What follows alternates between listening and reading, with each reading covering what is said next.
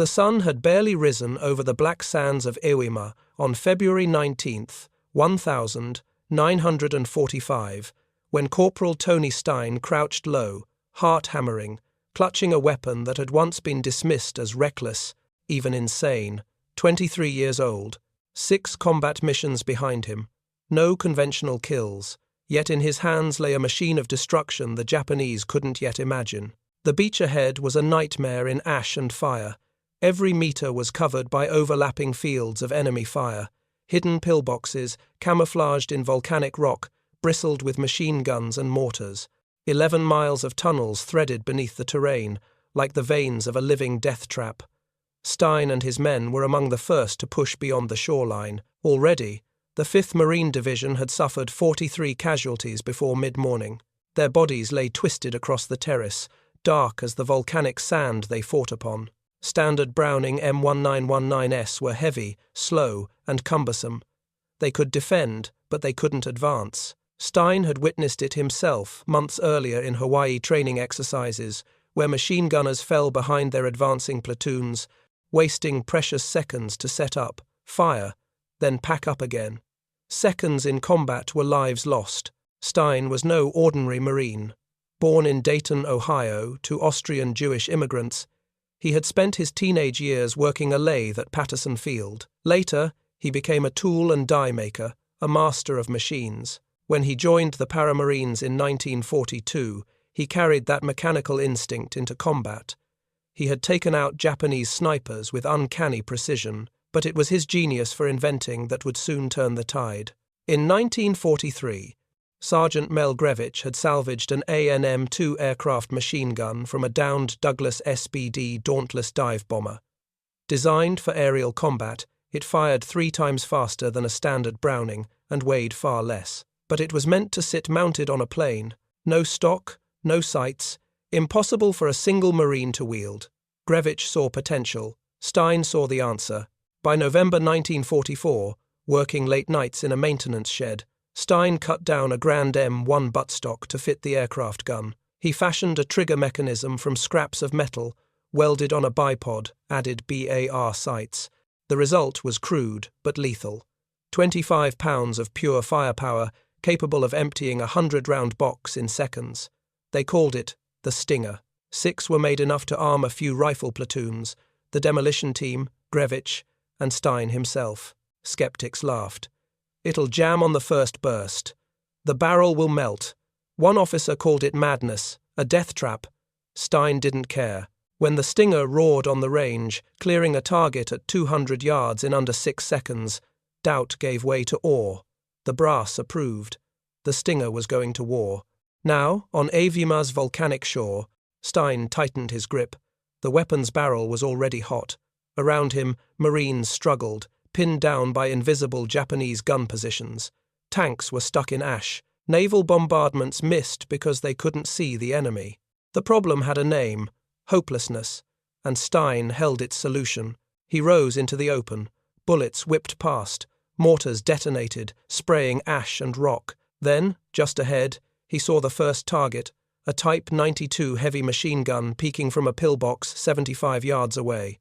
Stein leveled the Stinger. The solenoid trigger squealed. The weapon spat fire like a dragon unleashed, 1,200 rounds per minute tearing through sandbags and rock. The gun inside went silent.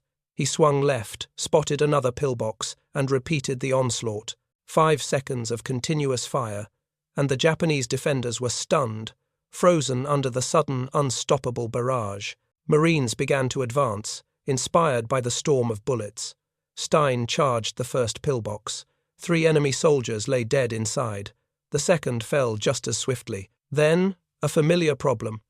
The ammo box was empty. Only 10 seconds of actual firing had consumed 100 rounds. He would have to cross open ground to retrieve more, exposed to Japanese snipers and artillery. The volcanic sand was treacherous, shifting beneath each step. Halfway to the beach, he found a wounded Marine, unable to walk. Without hesitation, Stein hoisted him over his shoulder and ran. Over 200 pounds of human, weapon, and gear pressed into his frame as bullets kicked up black ash around him. He reached the supply point in minutes, grabbed more ammo, and ran back. Over and over, he repeated the feat. Each trip, a wounded Marine saved. Each return, a fresh 100 rounds loaded into the Stinger. Company A's advance gained hundreds of yards, pillbox by pillbox falling before the relentless firepower. Stein's body ached. His boots were shredded. The ash burned his bare feet. Yet he ran, again and again, calculations in his mind. Every second mattered. Every Marine's life mattered. The Stinger was his instrument of survival and death. The Japanese could not believe what they were seeing. A weapon crafted from the wreckage of planes was now dictating the pace of battle. Entire positions fell silent under the roar of its gunfire. Marines gained momentum, chaos bent to Stein's will. Even as heat warped the barrel, the bipod loosened, and the solenoid began to stick. The Stinger kept firing. Stein kept moving. The beach, once a killing field, now became a path for hope, forged by a man who understood the mathematics of life, death, and firepower. The Japanese defenders would never forget this day, and neither would anyone who witnessed a single Marine running barefoot through ash, wielding a gun born from a plane, killing 20 soldiers in moments, a weapon that seemed impossible, yet utterly real. The volcanic ash clung to Stein's bare feet as he sprinted back toward the front. Each step burned, but the math was simple. Faster strides meant faster resupply, faster suppression, and fewer lives lost. His first target now lay 50 yards ahead, a reinforced Type 96 machine gun position that had stopped 2 other companies cold. 4 Marines had already died trying to take it. The Stinger's roar had changed the rules of engagement. Stein dropped into a low crawl, keeping the weapon steady. Bullets ricocheted off nearby rocks. Mortars detonated in a shower of black ash, sending shards of volcanic stone into the air. He could see the enemy gunners, their eyes wide with disbelief, their Type 96 spitting fire at every exposed movement. Stein squeezed the trigger. A torrent of rounds exploded from the Stinger, hammering the pillbox with inhuman speed. The Japanese crew inside didn't have time to react. Their rifles fell silent. The concrete and sandbags quivered, pockmarked by relentless fire. Seconds later, Stein charged. Grenade in hand, he threw it through the firing slit. The explosion ended the threat. Inside, the 3-man crew lay motionless. Stein reloaded, chest heaving, and scanned the next position. Another pillbox, another pair of machine gunners, another burst of fire.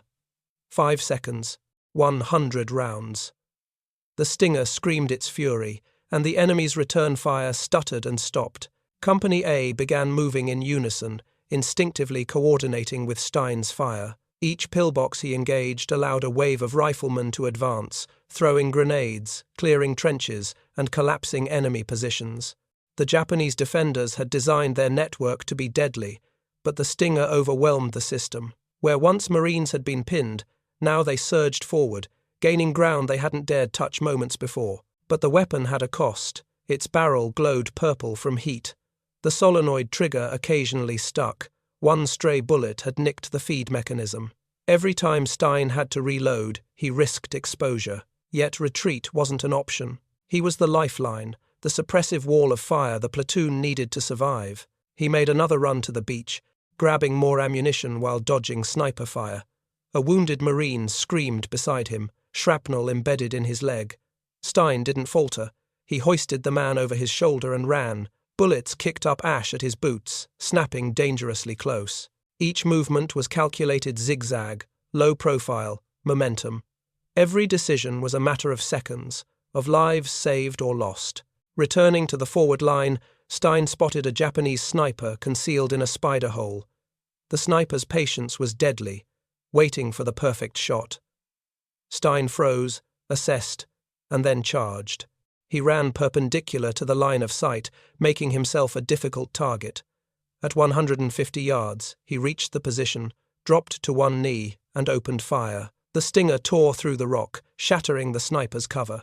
The enemy was gone, leaving only the Type 97 rifle and the remnants of their hiding spot. By late morning, Company A faced a semicircle of 8 interlocking pillboxes. Rounds snapped from every angle. Any Marine who rose was almost instantly engaged. Tanks bogged down near the beach. Artillery support couldn't identify targets. Standard procedures had failed. The Japanese had constructed a web of fire and steel meant to stop any advance. Stein stepped forward. He had become more than a corporal, he was the pulse of the assault.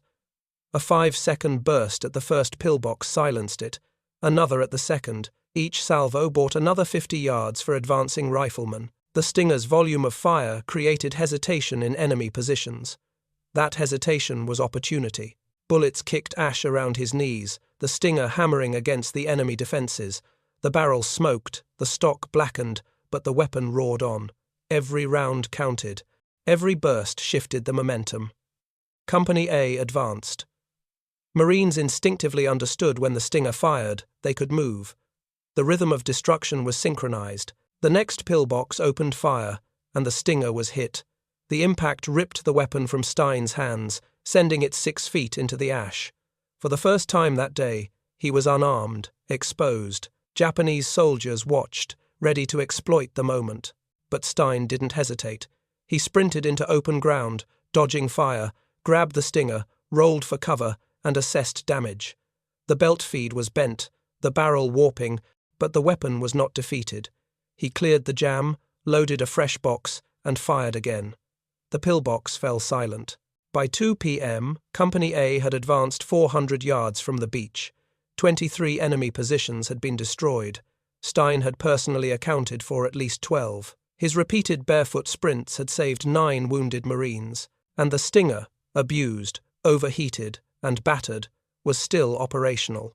Japanese soldiers had seen their impossible nightmare. A single Marine, armed with a gun crafted from a downed plane, tearing through their network with speed and precision no conventional weapon could match.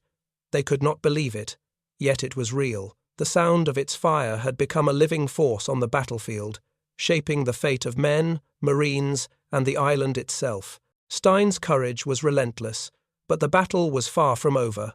Every pillbox destroyed revealed another layer of enemy resistance. The Stinger had shown its power, but it demanded constant attention, constant supply, constant human endurance. And Tony Stein was ready to pay that price, over and over, without hesitation. The afternoon sun burned down on Iwima's black volcanic sand, turning the battlefield into a furnace. Stein's bare feet were cut and blistered, the ash grinding against his skin. The Stinger was battered, its barrel purple from heat, the wooden stock scorched black. Yet it fired. Every burst echoed like a cannon, ripping through the enemy's network of pillboxes, trenches, and spider holes. Company A was pushing forward, but the Japanese had one last defensive web in place, a reinforced semicircle of pillboxes, connected by deep trenches, each one covering the next with overlapping fields of fire. 2 other companies had stalled here. Tanks had withdrawn. Artillery couldn't reach the targets. Every step forward was a dance with death. Stein looked at the Stinger, calculated the risk, and advanced. A Type 96 opened fire immediately. Rounds snapped past his head, whistling through the thick volcanic ash. He didn't hesitate. He pressed forward, the Stinger roaring in his hands. The enemy gunners couldn't adjust fast enough. He swept the first pillbox with a 5-second burst, and it fell silent. The second followed, then the third. The suppression created space for the riflemen to throw grenades, clear trenches, and push further inland. Stein had become the pivot around which the assault revolved. His presence dictated movement, his weapon dictated survival. Each burst of the Stinger forced enemy heads down, jaws tight, hearts pounding. He reloaded quickly, eyes scanning for the next threat. The weapon was hungry, 100 rounds gone in seconds, but Stein had trained for this. He had rehearsed every motion in Hawaii, every calculation in his mind. Time, distance, firepower, human endurance. By mid-afternoon, Company A had cleared 5 pillboxes, but Stein's Stinger was near its breaking point. The barrel was bent slightly from enemy fire. The solenoid trigger stuck occasionally. The bipod had broken off. Still, it fired. Still, it was the only tool capable of keeping the Japanese defensive web suppressed while his fellow Marines advanced. Another Japanese sniper had set up along the resupply route. Stein spotted movement. The sniper fired, rounds kicking volcanic ash around his head. Stein flattened, controlled his breathing, and calculated the next move. Timing was everything. He rolled, sprinted diagonally, and closed the distance. At 150 yards, he spotted the spider hole, dropped to one knee, and opened fire. The Stinger's torrent shredded the rock. The sniper never had a chance. The afternoon continued as a cycle of death and survival. Stein ran to the beach, returned with ammunition, carried wounded Marines, and returned to the line of fire. Each trip was a battle of math, endurance, and courage. Wounded men were saved. Positions were destroyed. Momentum shifted. By 5 p.m., the assault on the airfield was nearly complete. Company A had advanced over 500 yards from the beach, destroying 23 enemy positions. The Stinger, though critically damaged, had delivered a volume of fire that conventional weapons could not match. Japanese soldiers looked on in disbelief. A single Marine, armed with a weapon built from aircraft parts, had turned the tide on a fortified island. 20 enemy soldiers, at least, had fallen to the Stinger in minutes. Stein's body was exhausted. His feet were shredded. His muscles screamed, yet he remained calm, methodical. Every movement was precise. Every decision was a calculation of life and death. The Stinger had become more than a weapon. It was a force multiplier, a terrifying promise of destruction that Japanese soldiers couldn't comprehend. As night fell over Iwima, Company A dug in, holding the ground they had fought so desperately to gain. Stein finally allowed himself a moment to rest, inspecting the Stinger's warped barrel, the charred stock, the battered bipod. Against all odds, the weapon had survived the day's relentless combat. So had he. The battle had proven a simple, brutal truth. Ingenuity, courage, and relentless determination could overcome even the most formidable defenses. And sometimes, the weapon didn't have to be conventional. Sometimes, the impossible, like a gun built from aircraft parts, could kill, suppress, and inspire fear in ways that no standard machine gun ever could. Tony Stein's Stinger had rewritten the rules of jungle warfare that day. It wasn't just a story of firepower, it was a story of human will, of mechanical genius, of courage in the face of almost certain death. It was a weapon that defied belief and left an indelible mark on the island, on the Marines, and on the soldiers who witnessed its devastating power. And that, in the chaos and ash of Iwima, is how one improvised gun, crafted from scraps of a downed plane, turned a single Marine into a legend. If you want to see more incredible stories of ingenuity and bravery from World War II, hit that like button and subscribe. Every story like this deserves to be remembered.